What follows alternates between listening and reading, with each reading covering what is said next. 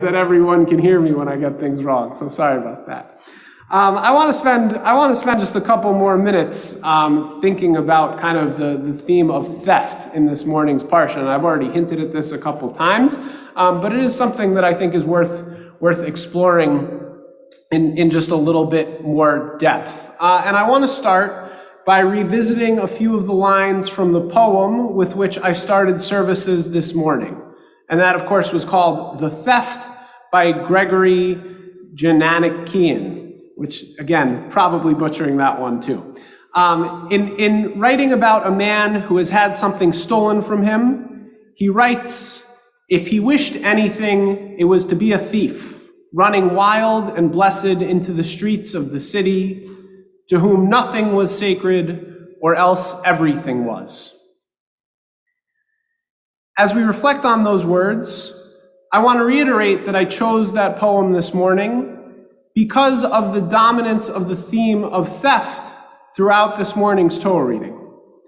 By my count, the Hebrew roots of ganav or gazal, to steal or to rob, can be found 9 different times in chapter 31. The usage I find most striking, however, as Sharon pointed out earlier, comes in chapter 31, verses 20 and 26. In the original Hebrew, these verses read, "Vayignov Yaakov et lev Lavan harami, al bli higid lo ki voreachu," and "Vayomer Lavan liYaakov me asita vatignov et levavi vatinheg et benotai kishvuyot charev." The core phrase in each of those verses describes Vayignov et levav, that Jacob, it's translated in our Chumash as Jacob kept Lavan in the dark, or Jacob tricked Lavan. But for those of you with a Hebrew background, will likely find yourselves just as disappointed in that translation as I was. The translation of tricking Lavan or keeping him in the dark is incredibly euphemistic. What these words actually mean, literally translated from the Hebrew, is that Jacob stole Lavan's heart. In a portion that is all about theft, the theft of idols, the theft of wages, accusations of thievery flying back and forth from one party to another, the translators decided to take what I find to be the most poetically and kind of achingly beautiful verse about theft, and they really kind of sterilize it. As opposed to accepting my disappointment in the translation of the Jewish Publication Society's words in our Chumash, I decided to take on a search for one that I liked better, either in the commentaries or in a different translation. After all, what's the point of the magic of the internet if not finding exactly the answer you already know you want?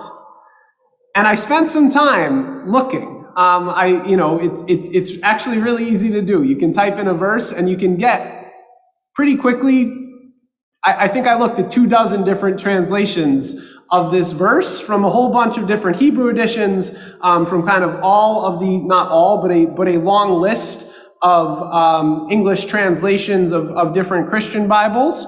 And with one exception in a Jewish publication and one exception in a Christian Bible, they all had some version of this verse. They all had this verse translated as some version of Jacob tricking or deceiving his father-in-law Lavan. So I went to Robert Alter, who is kind of the go-to modern scholar or the go-to Jewish modern scholar on English translations of the Bible. And in his translation of the book of Genesis, he likewise translates this phrase as Jacob deceived Lavan. But he also includes the following note: literally steals the heart of Lavan, the heart being the organ of attentiveness or understanding. In other words, to the ancient writer, the heart wasn't, as we may think of it, the seat of emotions and feelings. It was more akin to how we think of the brain. And so this word of stealing the heart actually does kind of implies or means deception or trickery. I still don't quite want to leave it at that. I recognize that no matter what, this verse is using a literary device. In verse 19, it does explicitly state that Rachel stole Laban's idols. And in verse 20, Jacob is tricking Laban, and it reads better because of that continuity if we write that Jacob stole something too. You don't get to be the best-selling book of all time without employing some fancy literary tricks. This morning, however, I want us to read our own understanding of the heart into this chapter, and the important shift of perspective engendered in reading this phrase not solely as Jacob deceived Laban, but literally as Jacob stole Laban's heart. Laban, as I've mentioned already, is one of the Torah's bad guys. In fact, according to rabbinic tradition, as recounted in our Passover Haggadah, Laban is worse than Pharaoh.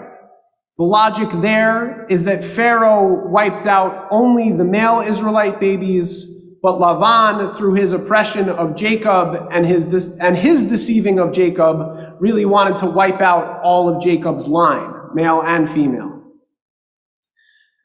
The writers of our text and the rabbinic commentators, they really have a vested interest in maintaining Laban's evil image. But what I want us to do is to put the midrashic interpretations aside and just for one moment to consider this story through Laban's eyes. Imagine going out to your faraway pasture, being a 3 days journey from your home, grazing your flock, and hearing whispers that your son-in-law has taken your 2 daughters, your 12 grandchildren, and even your household gods, and snuck away in the middle of the night. Even if your heart was as cold and blackened as the rabbis imagined Laban's to be, it would still be broken. Jacob suffered for 20 years at the hands of his father-in-law. Time and time again, he is portrayed as the victim of Laban's trickery and deception. Yet, when Jacob decides he's had enough, in some ways he lowers himself to Laban's level.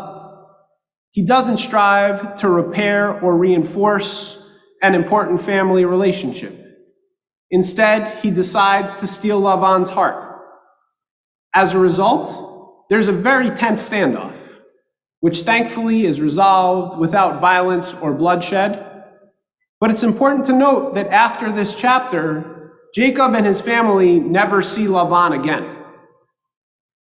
Maybe that's the best for both of them, and there are certainly times when hurtful or destructive relationships need to be terminated, but it's worth keeping in mind that this relationship ending also means that Rachel and Leah never again see their father, and their children never get to reconnect with their grandfather.